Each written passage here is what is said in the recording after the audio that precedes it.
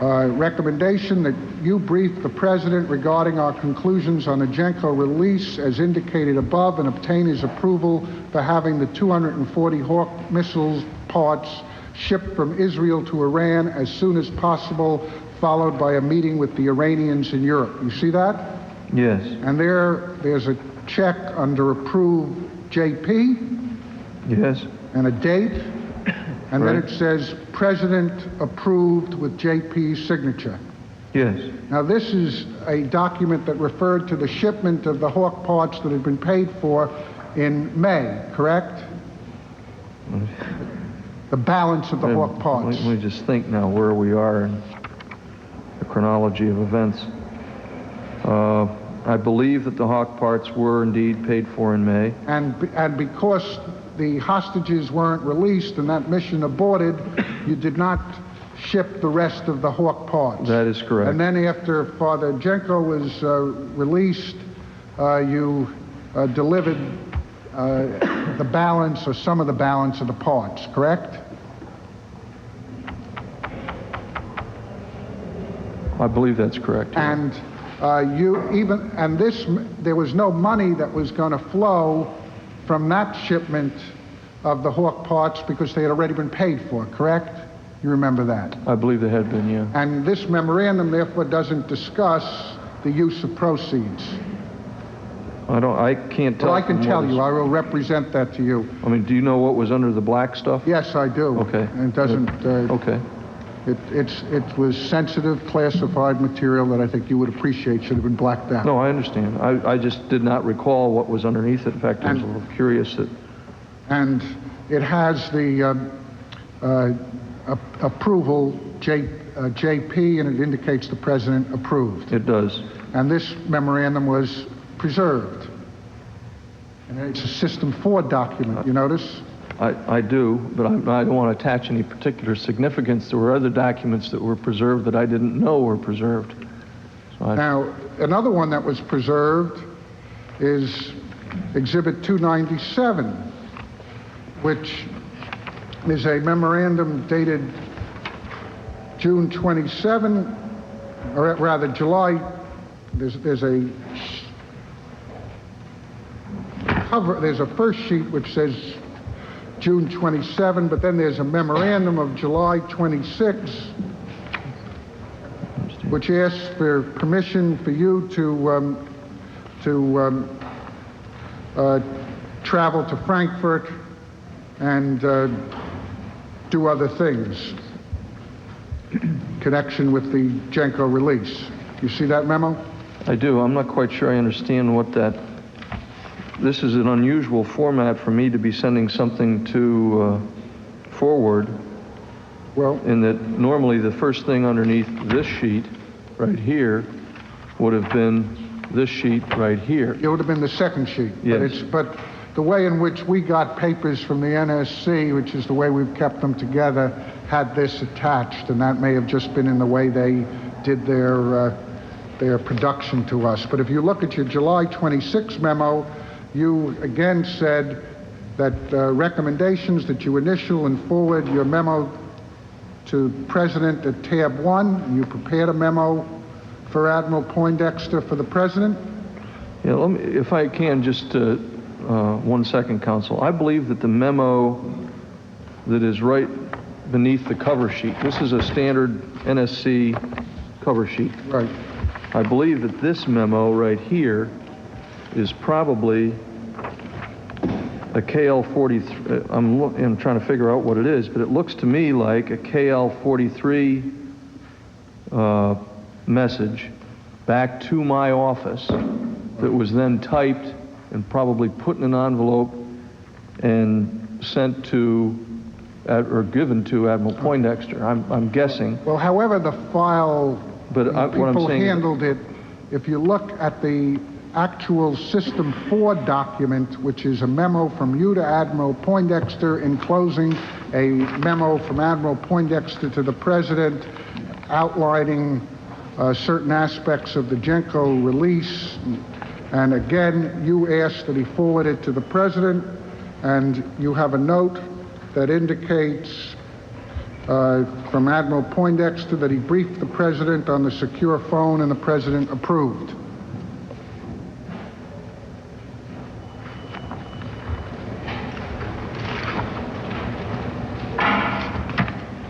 I do not see the note that the President approved. Well, do you not see on the page of the July 26th, the first sheet, July 26, 1986, Okay. a note 72686. I see it. Briefed President on secure phone. President approved. Understood. I was looking too far. And then, if we look at the Exhibit 302, which is the a September 8, 1986 memo from you to Admiral Poindexter. Again, it says, has a recommendation to Admiral Poindexter that you use the attached papers in discussing our next steps with the President. You see that? Yes, I do. And that also has an approved mark by the Admiral, or by someone. I do not know that that's necessarily the Admiral. There is a check mark in the box, but as you have seen, the Admiral normally put his initials. Well, do you know anyone who was just forging his check marks? No, I don't know if anyone's... And this... No, Counsel, I don't know whether you can forge a check mark. Well, do you know anyone who was putting check marks for Admiral Poindexter without his authority? I do not, but... Now, do you have any reason to believe that Admiral Poindexter didn't put the check mark on this document that was delivered to us by the NSC? Counsel, I have no idea who put the check mark. It is a memorandum from me to Admiral Poindexter. There is a check mark in the approved box. As I just indicated to you, in almost every other document I got from the Admiral, there was a JP. Now look at the next one, Exhibit 303.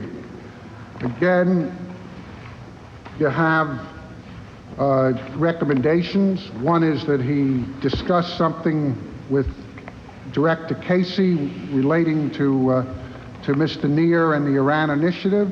Yes. And the second is that you briefed the President on the initiative outlined on tab 3. Initiatives, plural. Initiatives, I'm sorry. I believe these are the ones we talked about last night. And there again, there is approve J. Dunn, correct? Yes, JP. JP. And these initiatives, were these initiatives that were going to be funded out of the residuals? Yes. And then we have Exhibit 311. And that's another next steps memo from Oliver North to Poindexter, right? To Admiral Poindexter's. What's the date on this one?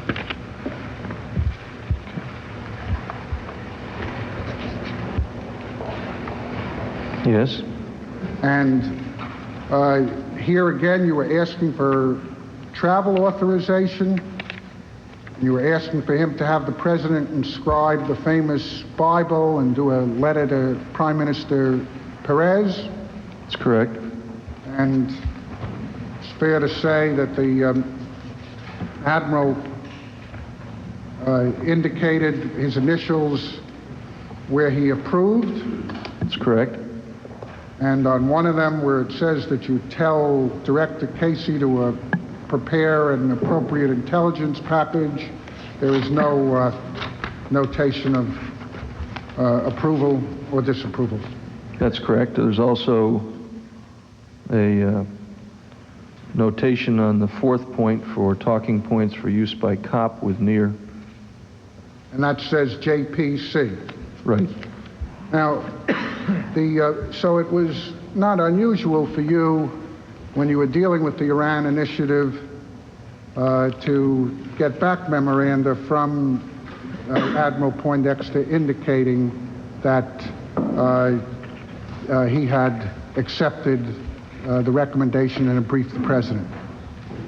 That's correct, but it was also not unusual to have initiatives that were not sent back, memoranda on initiatives that were not sent back, and I tried to make that clear yesterday. Now, as you sit here today, are you in a position to say that every single one of the 5 memoranda that you sent to Admiral Poindexter referring to the use of the residuals for the Contras was not sent back? No, sir, I did not say that yesterday, and I don't say it today. And I also told you fair to that I say- admitted an effort to destroy all of those. now, is it also correct? And I also indicated the reason why You I have. destroyed those. Now, Colonel, did you also participate in a number of briefings of the President on the Iran initiative? I'm sure that I did. I wouldn't care to characterize how many it was, but I met with the President a little bit more often than some people say, less than others. Well, how many times would you approximate that you met with him in 1986 to discuss the Iran initiative? Well, at least 3. And is it fair to say that at none of those meetings was there any discussion of the use of the proceeds for the Contras? I do not recall ever discussing with the President the use of the residuals to support the Nicaraguan freedom fighters. Now, at the meetings that you had with the President, was Mr. Don Regan present? There was always someone else present. I wouldn't say that Mr. Regan was necessarily always there, but And certainly there was always someone else there. And in addition to the meetings that you had with the President on the Iran initiative, did you also have meetings with the President and others, because you said that someone was always there, on Contra support? Sure. I mean, we had National Security Planning Group meetings on that issue. And did you, in addition to those meetings, have meetings with him and the National Security Advisor to talk about the status of the Contras? Yes, but, you know, it was not unusual, particularly when Mr. McFarland was National Security Advisor, to have that be the subject of a morning briefing at 9:30. That would be the 9:30 briefings? That's correct. And would you be asked to do the briefing? Occasionally. And do you recall what topics you discussed?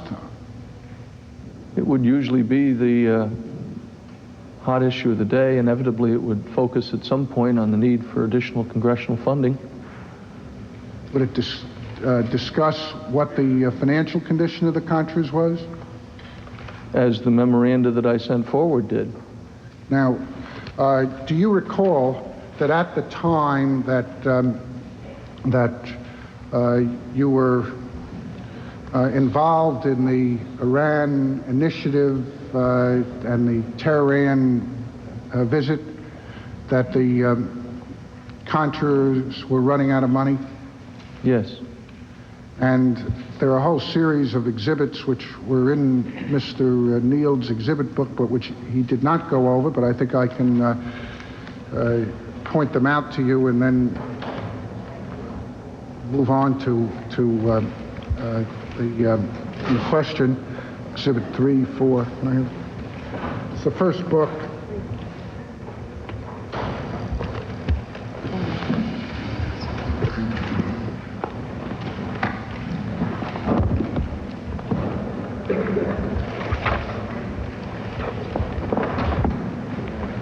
Exhibit 3 was a KL-43 message on April 21, 1986, to you from Mr. Secord, indicating that they were running out of money. It said current obligations over next few weeks nearly wipe us out except the CD. Right. Incidentally, did you know what the CD was for? It was as I understood it, a $2 million allocation set aside for insurance of aircraft that were not ours. They were the property of another government. Now, and who told you that? Well, I'm quite confident it was General Secord. It could also mean... Richard Secord was the former Air Force general who conducted a lot of these operations through private companies that were established for that purpose for Colonel North. I had frequently told General Secord to set aside monies for other activities.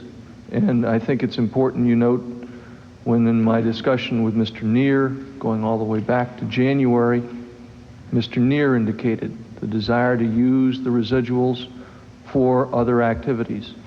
And as I testified last night, I often did not reveal to General Secord or any others, aside from my superiors when I was apprising them of the planned Israeli operations, that those monies were specifically for those purposes. I also indicated that I tasked General Secord frequently to provide on short notice other support for other operations. Now, if you look at... And thus, the bottom line of all this is I don't recall at this point, here 2 years later, or a year later, what the specific CD reference is.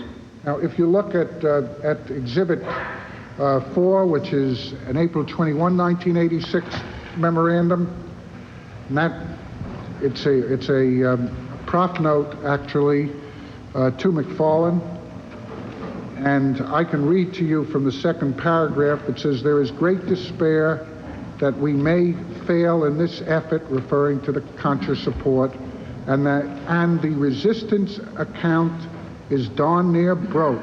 Any thoughts where we can put our hands on a quick $3 to $5 million? Gaston is willing to go back to his friends who have given $2 million so far in the hopes that we can bridge things again. And in fact, as you understood it, the resistance account was darn near broke at that point. That's right? correct. And when you indicated that Gaston was willing to go back to his friends, that's Gaston Segura?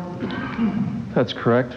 And does that refresh you as to whether you knew who those friends were at that point? Those were the friends that I had already met with. And does it refresh you that you knew that they had already given $2 million? Certainly. Right.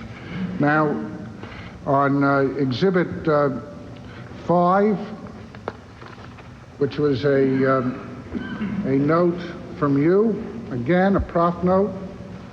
Again, you talk about you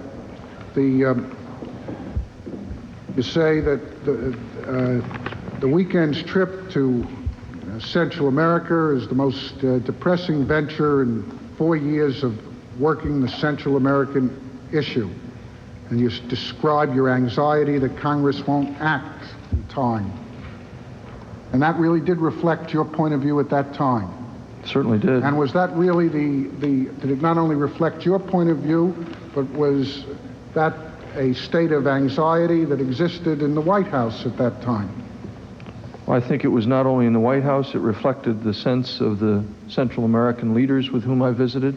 Did you discuss... It reflected the sense of the Nicaraguan resistance. I'd like to just point out that one of the sentences in there is that all hospitalization for wounded in action will cease at the end of this week.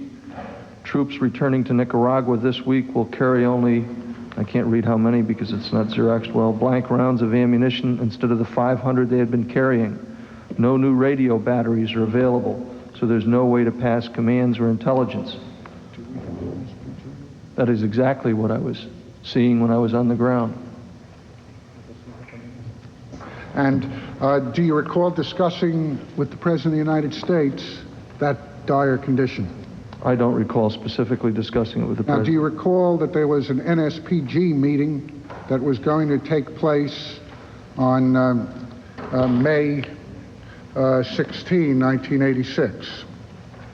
I don't specifically recall Well, if you look at the Exhibit 8,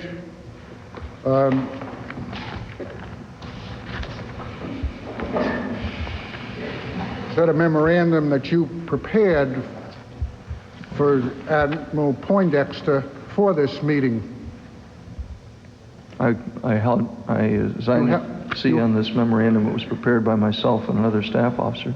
And do you recall, sir, that the subject of this meeting was the dire condition that the Contras were facing in terms of funding? Yes. And you actually attended the meeting, am I correct?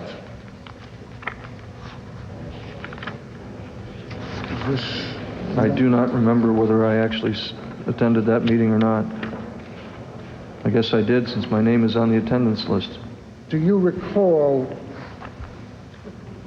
attending a meeting at which it was suggested that pursuant to the authorization that Congress had granted for humanitarian solicitation, that the Secretary of State would try to come up with a list of countries to solicit. And I can show you your Exhibit 343, which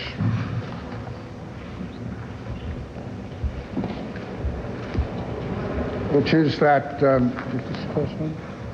which is in the classified book. You recall attending that meeting?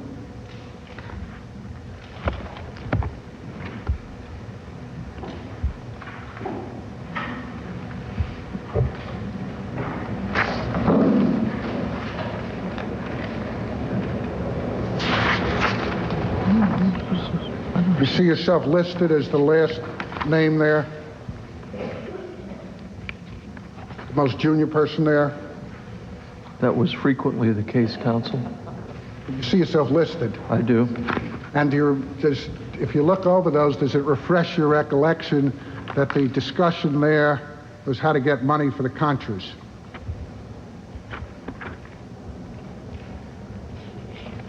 Including going back to Congress, going to third countries.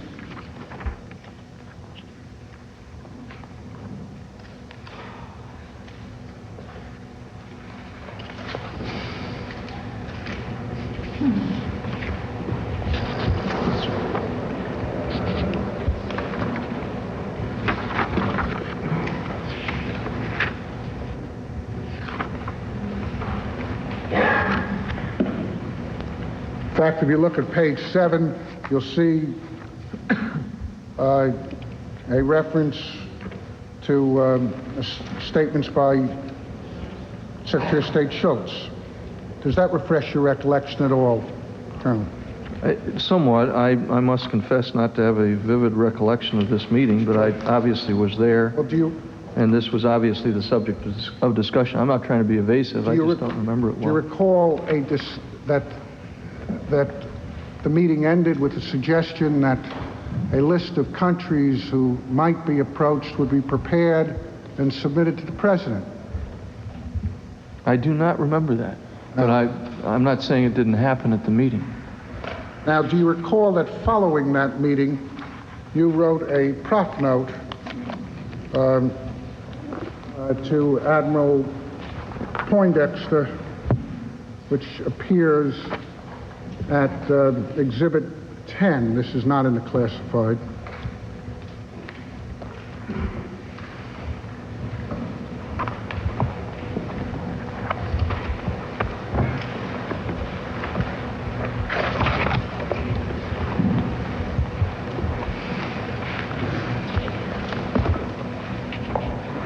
Is that a prof note that you wrote? I have a note from... From Are you talking about the Oliver? bottom one? The note, This is further? second page, note from Oliver North, subject Iran and terrorism. And then if you look at the third paragraph, so third or fourth, Yes. and it reads, you should be aware that the Resistance Support Organization, that's Lake, I don't see it. are you looking at Exhibit 10? Yes. Do you see a sentence that begins, you should be aware? I see it, yes. You should be aware that the Resistance Support Organization now has more than $6 million available for immediate disbursement. Yes. And in fact, that was $6 million that was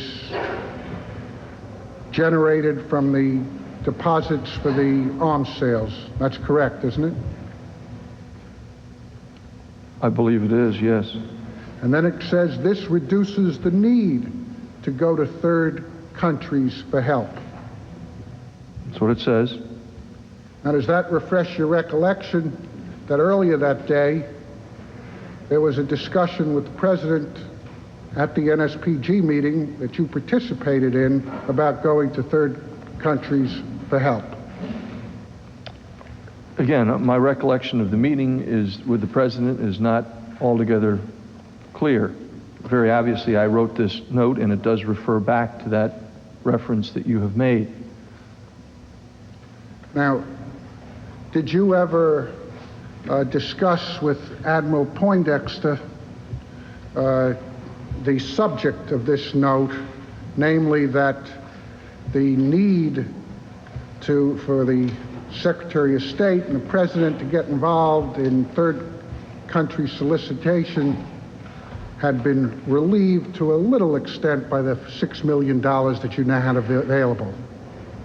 Well, I think the issue is not so much the need. The issue was, and certainly it was my understanding, is you needed a lot more than 6 or even 10 million from Brunei. You needed a lot of money. But this was good news, wasn't it? Well, I would guess so, yes. That's what you were conveying. Yes. Did you ever discuss with Admiral Poindexter that this was good news that ought to be brought to the attention of the President of the United States or the Secretary of State? I did not. I saw no need to. I still believe that we ought to have gone to others and go back to others that have already given, because the need was much greater than 6 million. Well, this said, need, you know, and I didn't you say this reduces the need? Those are your words. Well, perhaps the immediacy of the need. Those are not. I'm not going to back away from the words that I wrote at the time. The point that I'm trying to make is, just like the one I tried to make yesterday when we were talking about Boland, is there was always a need to get more money, to get the CIA back involved, and this note says that. What occasion? No, I didn't want to be able to be out there doing these things, Counsel. What I was trying to do was to get a full program reestablished by the government of the United States, and we were trying to bridge it until that happened. Colonel, what occasioned you to write to Admiral Poindexter saying that this reduces the need?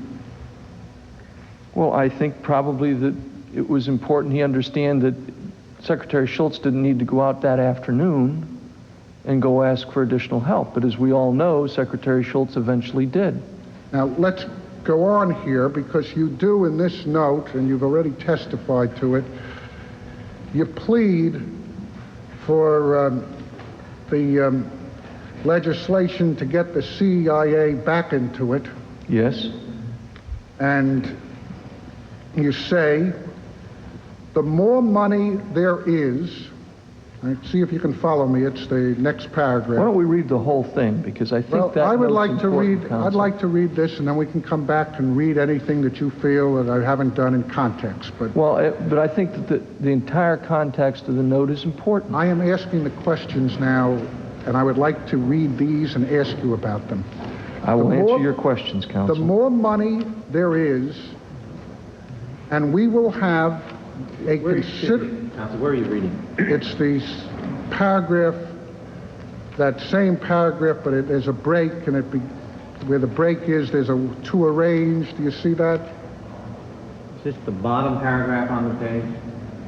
It's the bottom paragraph, though it's not broken into paragraphs. Unless we do this, we will run increasing risks of trying to manage this program from here with the attendant physical and political liabilities. Is that what you're talking about? Yes. And then it says, I am not complaining, and you know that I love the work, but we have to lift some of this onto the CIA so that I can get more than 2-3 hours of sleep at night.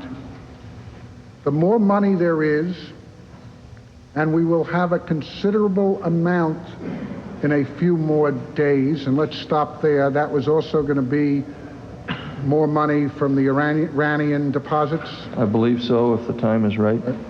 The more money there is, and we will have a considerable amount in a few more days, the more visible the program becomes, parentheses, airplanes, pilots, weapons, deliveries, etc., and the more inquisitive will become people like Kerry, Barnes,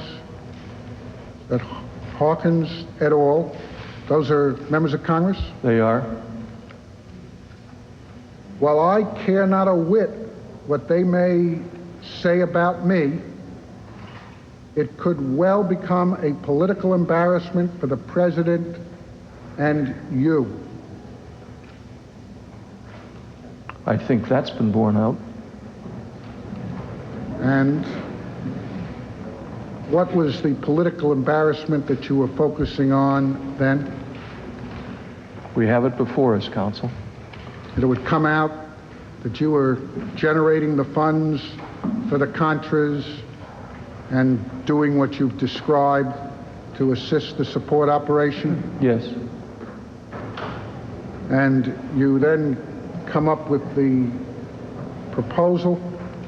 Much of this risk can be avoided simply by covering it with an authorized CIA program undertaken with the $15 million. And you say that Schultz doesn't seem to understand that, right? That's what I said. And then you say, I have no idea what Don Regan does or does not know of my private United States operation, but the president obviously knows why he has been meeting with several select people to thank them for their support, right? That's what it says. And those were people who you had put the scheduling request in for? As again, my recollection is that I did a relatively few of those. That procedure was eventually taken over by others. And incidentally, I don't want to get into a semantic argument about about solicitation or not solicitation.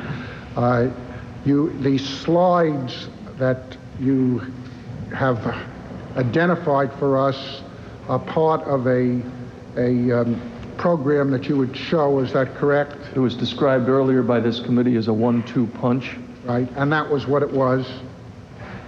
I disagree with that characterization, Counsel. I think that it denigrates the intelligence of the people with whom I was speaking and their willingness to contribute to a cause that was important to the national security of the United States. Well, do you deny that what you were doing was that you were pointing out to them what you believed the national security of the United States required in terms of support for the Contras, and then telling them that you could not ask them for money, that had to be done across the street? I would stop my presentation where at the point where somebody, where I would say that they had to go to somebody else. I don't think I ever told anybody else to go to Mr. Channel or Mr. Miller or anyone else. I would simply indicate to them that I could not and would not solicit money. And I don't believe the committee has any evidence to the fact that I did. Well, do you deny that you told them that if they were disposed to give, they should see Channel?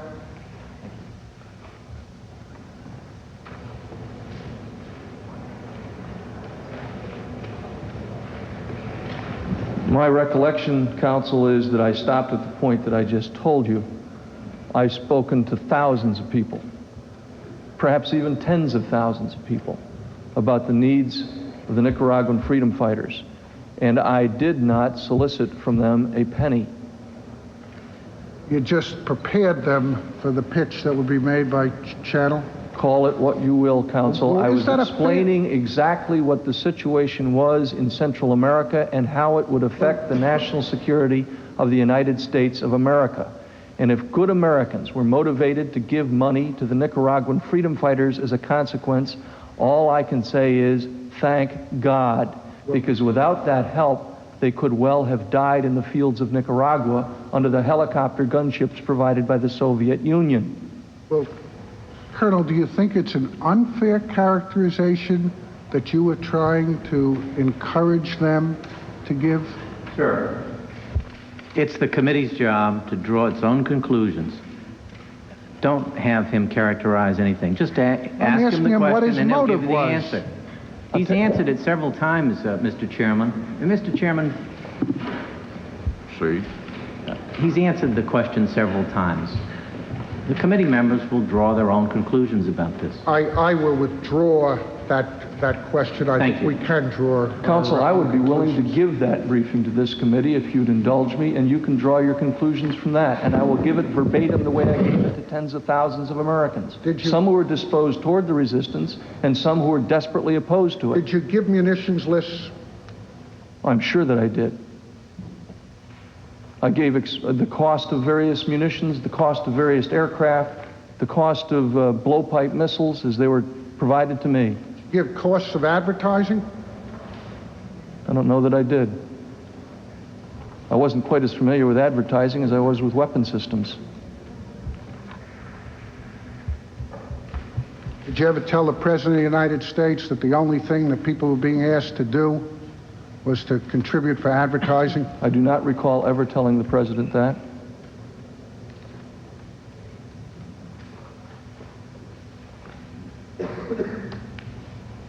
Now, you testified that one reason that Mr. Casey was excited about the plan for use of the residuals was that he wanted to have a funded organization that he could pull off the shelf to do other operations. Is that what in essence his view was? We're talking about my alleged solicitation now? No, we're back to the use of the residuals.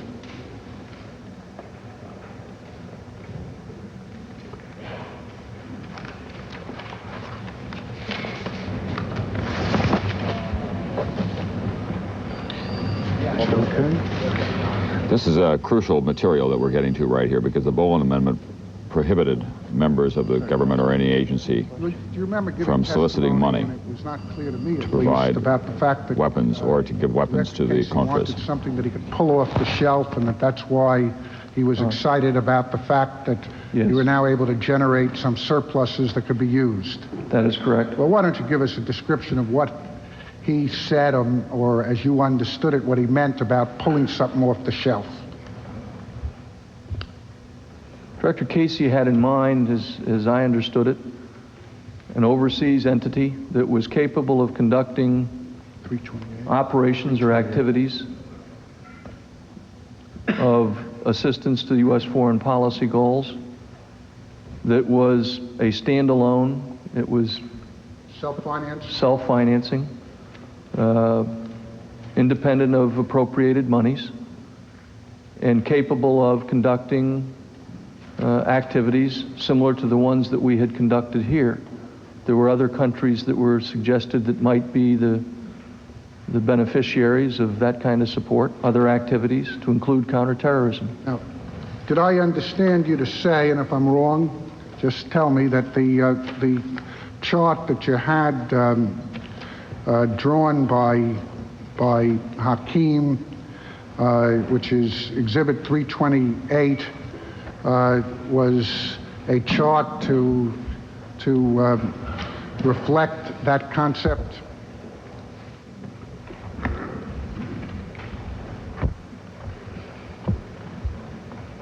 I don't recall asking Mr. Hakeem for that chart. I think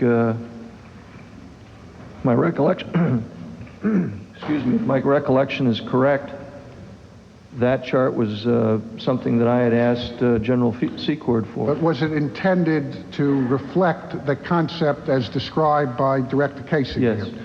Now, Director Casey was in charge of the CIA and had at his disposal an operations directorate, correct? Certainly. And as I understand your testimony, Director Casey was proposing to you that a CIA outside of the CIA be created. Fair? No. Well, wasn't this an organization that would be able to do covert policy to advance U.S. foreign policy interests? Well, not necessarily all covert. The director was interested in the ability to go to an existing, as he put it, off-the-shelf, self-sustaining, stand-alone entity that could perform certain activities on behalf of the United States. And as I tried to describe to the committee last night in the executive session, several of those activities were discussed with both Director Casey and with Admiral Poindexter. Some of those were to be conducted jointly by other friendly intelligence services. Colonel. But they needed money. Colonel. Yes, Counsel. You understood that the CIA is funded by the United States government, correct? That is correct. You understood that the United States government put certain limitations on what the CIA could do, correct? That is correct. And I ask you today, after all you've gone through, are you not shocked that the Director of Central Intelligence is proposing to you the creation of a organization to do these kinds of things outside of his own organization? Counsel, I can tell you I'm not shocked. I don't see that it was necessarily inconsistent with the laws, regulations, statutes, and all that obtain. I don't see that it would necessarily be unconstitutional. I don't see that it would necessarily be in any way a violation of anything that I know of. And if indeed the director had chosen to use one of these entities out there to support an operation in the Middle East or South America or Africa, and an appropriate finding were done, and the appropriate activities were authorized by the Commander-in-Chief or the head of state in his capacity to do so, what would be wrong? Maybe I'm overly naive, but I don't see what would be wrong with that. Well, maybe you are, but did the director ever tell you that he contemplated that this private organization would operate pursuant to presidential findings? We never got that far. Did the director ever tell you that this private organization would be subject to oversight pursuant to the laws of the United States by Congress? Again, the discussion didn't get that far. Let me describe one example to you, if I may. When we ended up needing a ship to perform a certain task, there was nowhere to get one on short notice. And so this organization produced it practically overnight. But is it a fact? And that was because the director said, we can't find one anywhere else, get a ship. And we got a ship. And that was a ship to be used for a covert operation, correct? As I defined them to you last night, there were several that were to be done by that ship. But that ship was to be used for a covert operation? That is correct. And is it a fact, sir, that it was purchased out of the funds that were generated by the Iranian arms sale? It didn't cost the taxpayers of the United States a cent. But was it generated out of the proceeds of the Iranian arms sale? I cannot tell you exactly what the source of those funds were, other than it was not taxpayers' money. Well, and you and I both know there were many sources for the funds that went into those accounts. Those accounts were the enterprise accounts? I never referred to them as the enterprise. I don't blame referred you. to them Lake by account. several. The Lake account was the money in Project Democracy. Thank You use you. terms like that. Now, I don't have a problem with using a term called Project Democracy. Let's talk about that, because part of democracy here was that there was a law that said that the President of the United States should authorize covert operations, right? Yes. I think that Mr. Liman, if I might make a point of order, I think Mr. Liman is out of line in asking questions that prejudge opinion of this committee. He is phrasing his questions to make an argument, to slant it as though the entire committee thinks that this is a horrible thing. He doesn't speak for everybody. I don't know that it is or it isn't. But I thought that Mr. Liman was supposed to be getting facts out today, not expressing views, not expressing shock, not expressing the idea that of his own opinion or this committee. And I just am greatly concerned that this is not the appropriate, if one of us wants to do it, maybe that's our role. But I didn't think counsel should be doing it, Mr. Chairman. Point of order has been noted, and the record will show that you disagree with the method by which Mr. Liman is questioning. Please proceed. Republican McCollum of Florida, making that protest. I worked on a number a number of presidential findings. Was there a provision in that presidential finding signed by Ronald Reagan for the purchase of this ship? No. But there was nothing that prohibited the purchase of the ship by the private commercial companies that were supporting that activity.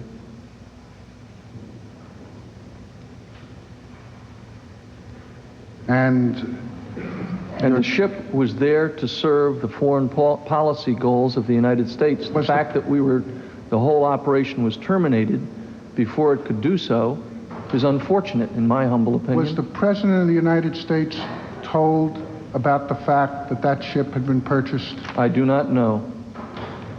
The Congress wasn't told, correct? They certainly know now. But they weren't told at the time. I don't believe they were, sir. So that as far as your own personal knowledge was concerned, the people who approved the purchase of this ship for this covert operation were you, the Director of Central Intelligence, and Admiral Poindexter. And Richard Secord, who was managing the private commercial operation. Did Richard Secord do it at the request of you? He did. Did you feel that you needed the approval of Admiral Poindexter to do it? I believe I sought that approval. Did you seek that approval with a memo that went up the line in the same form as the ones we've been talking about? What do you mean by the same form? We've seen several different forms here this morning. Well, the forms say recommend that you brief the President. I don't know that it did or not. And you also got the approval of the Director of Central Intelligence. I got the request from the Director of Central Intelligence. The idea did not originate with me. When we found ourselves without the capability, unbelievable though that may seem, to put a radio broadcast ship out at sea off a hostile nation, and we couldn't find a ship in the entire CIA inventory or the United States Navy that was able to do it, the Director of Central Intelligence came to me, and within, I think, 72 hours, we had a ship. Don't you think that's a decision that the President of the United States should make? If the Director of Central Intelligence asked me to produce a ship, and I did so, I think that is good and sufficient. Now, if you look at a 515, would you look at your prop note from Admiral Poindexter on this ship?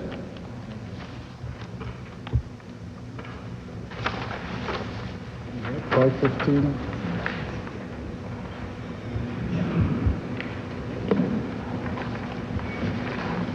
Do you remember that Admiral Poindexter, I'll get you the number, but... Please do.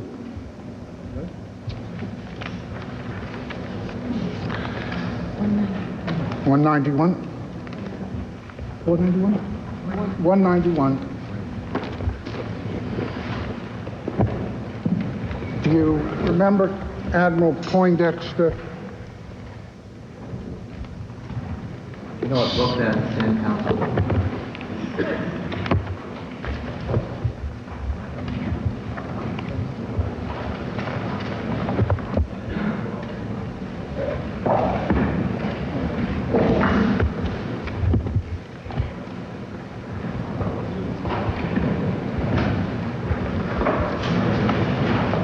Do you remember Admiral Poindexter sending you this prof note?